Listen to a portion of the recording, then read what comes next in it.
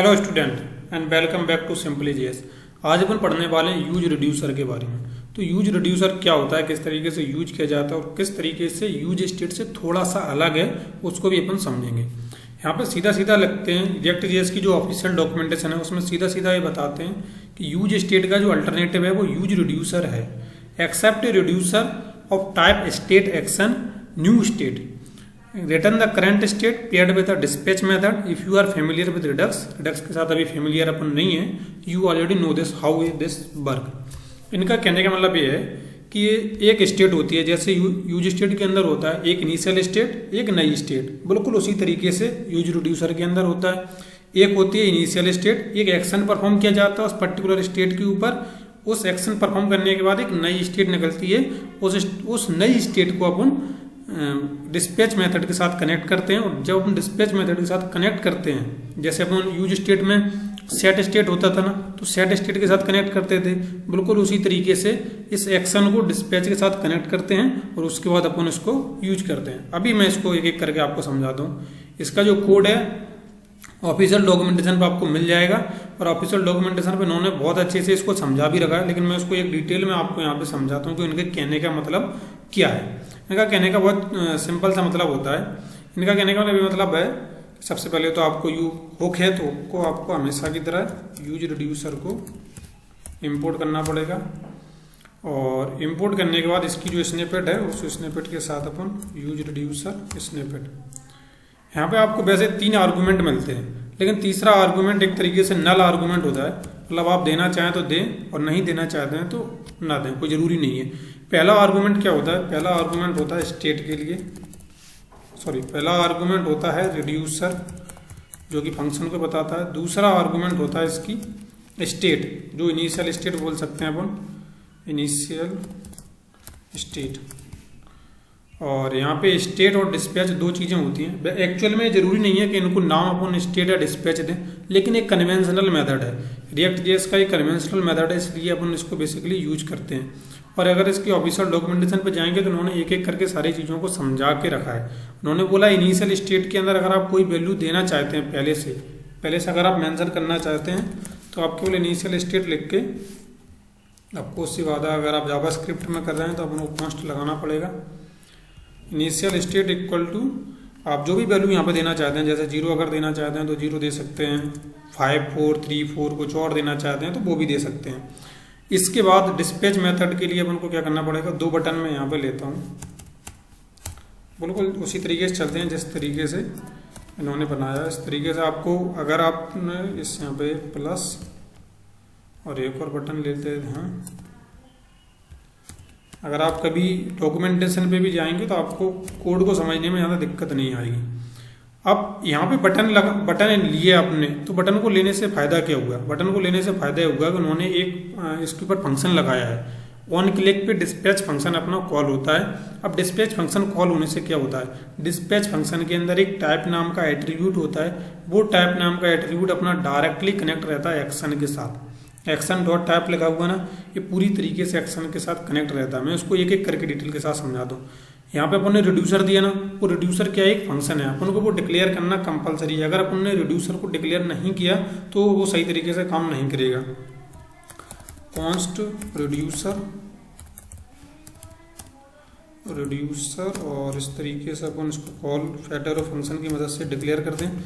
जब भी आप इस रिड्यूसर का फंक्शन को कॉल करेंगे तो यहाँ पे आप देखेंगे तो यहाँ पे रिड्यूसर के फंक्शन को डिक्लेयर करने पे आपको 2 पैरामीटर इसमें पास करने रहते हैं। वो 2 पैरामीटर अपने रहते हैं स्टेट और एक्शन।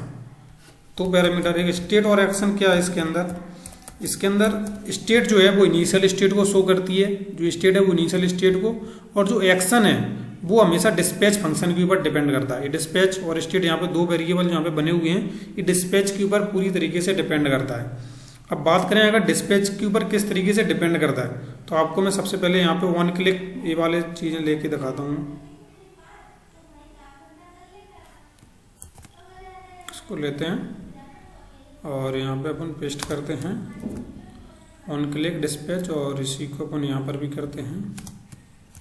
इसको बस डिक्रीमेंट की जगह यहाँ पे अपन इंक्रीमेंट कर देते हैं।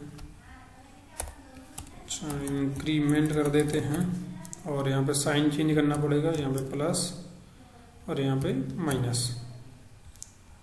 और मैं अभी यहाँ पे अपन आके कंसोल डॉट लॉग करता हूँ मैं, और यहाँ पे स्टेट और एक्शन दोनों को आपको कंसोल पे दिखाता हूँ कि इनके अंदर कौन कौन से फंक्शन, कौन कौन सी प्रॉपर्टी वैल्यू होती हैं। तो यहाँ पे अगर आप आएंगे तो इसको करते हैं रीलोड। रीलोड करने पे दिख रहा है लेकिन थोड़ा अजीब सा दिख रहा है। मैं इसको इसके अंदर पहले app.css को इंपोर्ट कर लेते हैं जिसके सही तरीके से दिखाई दे। import app.css, इससे क्या होगा, अच्छी तरीके से दिखाई देगी। इसको रीलोड करते हैं। अभी आपको प्लस माइनस दोनों बटन दिखाई दे रहे होंगे।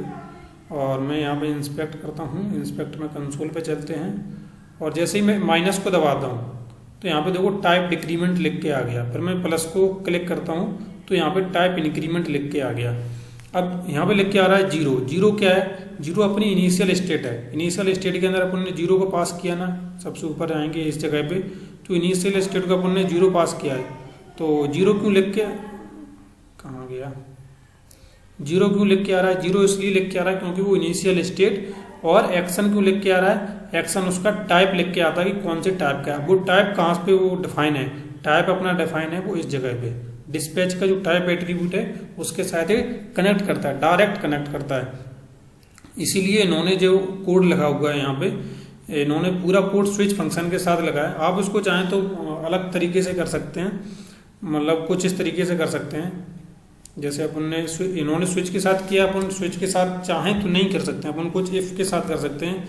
इफ अगर action dot type, if action dot type equal to, कुछ इस तरीके से इफ एल्स की मदद से कर सकते हैं। लेकिन मुझे भी स्विच का जाना अच्छा लगता है क्योंकि केस से क्या है ना कि अभी अपन इंक्रीमेंट और डिक्रीमेंट के लिए कर रहे हैं।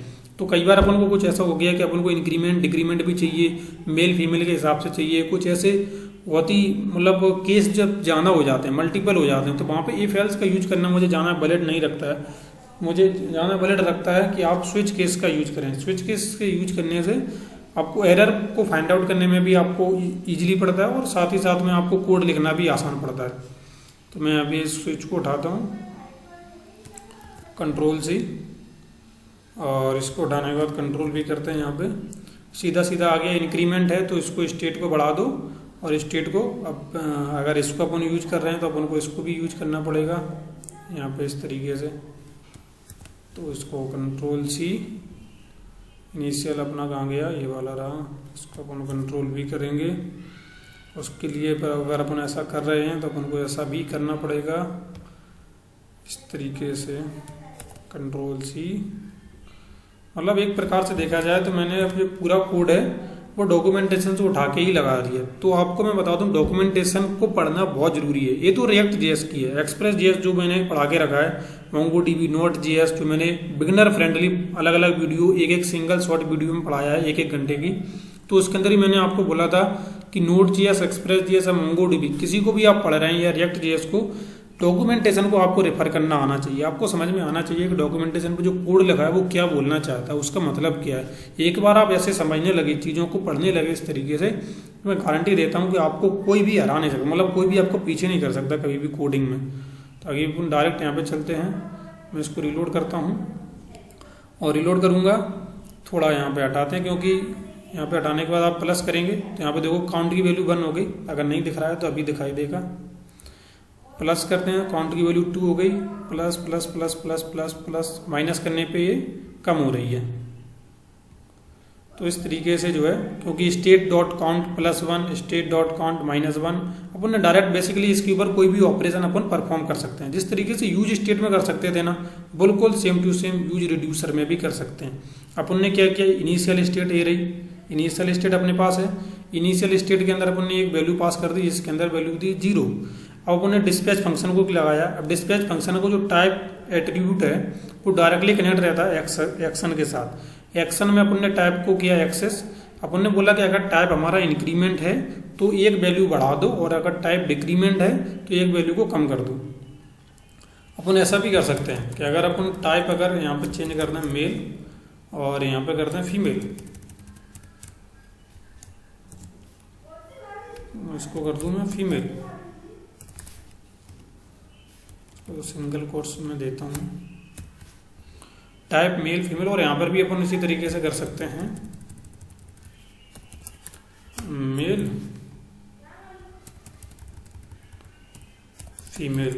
और यहाँ पर फिर अपन को चेंज करना पड़ेगा कि काउंट के अंदर अपन को रोहित पास करना पड़ेगा, और फिर अगर ऐसा कुछ है तो फिर काउंट की वैल्यू को अपडेट करके अपन को स्टेट डॉट काउंट +1 नहीं कर सकते अपन, रोहित के अंदर प्लस सागर कर देते हैं, और प्लस सागर तो उससे हो जाएगा, ऐसा करना पड़ेगा अपन को। फिर काउंट के अंदर सागर और यहाँ पे यज्ञेश, कुछ इस तरीके से अपन कर देते हैं। और यहाँ पे अगर आते हैं और इसको अगर मैं देखो माइनस किया तो सागर लिख के आ रहा है, प्लस किया तो यज्ञेश लिख के आ रहा है, फिर माइनस करूंगा तो सागर लिख के आ जाएगा, फिर प्लस करूंगा तो यज्ञेश। पर मैं बार बार अगर प्लस करता भी जाऊंगा तब भी कोई फर्क नहीं पड़ेगा, क्यों? क्योंकि वो बार बार यज्ञेश लिख के आ रहा है, यज्ञेश लिख के आ रहा है, आपको एक बार लिखा हुआ दिख रहा है वहाँ पे तो वो बार बार दिखेगा। अब वहाँ पे अपन प्लस और माइनस कर रहे थे तो अपन को वहाँ पे समझ में आ रहा था कि वैल्यू को चेंज होते हुए अपन को दिखाई दे रही थी। तो इस तरीके से अपन कोई भी कंडीशन लगा सकते हैं। मेरे कहने का मतलब ये था इसमें कि कोई भी कंडीशन आप इसमें अप्लाई कर सकते हैं, जो भी कंडीशन आप अप्लाई करना चाहते हैं वो कंडीशन को आप लगा सकते हैं। आई होप आपको ये वीडियो पसंद आई होगी, यूज रिड्यूसर समझ में आया होगा, किस तरीके से यूज करते हैं, कौन कौन से फंक्शन का यूज करते हैं। पहला आर्गूमेंट फंक्शन, सेकेंड आर्गूमेंट अपना स्टेट रहती है, और रिड्यूसर फंक्शन के अंदर 2 पैरामीटर रहते हैं, स्टेट और action. Action parameter directly connect रहता है डिस्पैच फंक्शन के साथ। डिस्पैच फंक्शन को अपन को वहाँ पे कॉल करना है जिस जगह पे अपन कोई पर्टिकुलर ऑपरेशन परफॉर्म करना चाहते हैं। जैसे यहाँ पे अपन ने बटन पे ऑन क्लिक लगाया, अपन बटन के साथ साथ अपन किसी पर्टिकुलर इमेज या किसी और के साथ अपन कोई पर्टिकुलर एक्शन परफॉर्म करना चाहते हैं तो अपन डिस्पैच फंक्शन को उस जगह पे अप्लाई कर सकते हैं। आई होप वीडियो पसंद आई होगी। वीडियो पसंद आई है वीडियो को लाइक कर दें, चैनल को सब्सक्राइब कर दें, और कमेंट में कोई डाउट है तो आप जरूर बताएं। मिलते हैं नेक्स्ट वीडियो में, जब तक के लिए thank you for watching this video.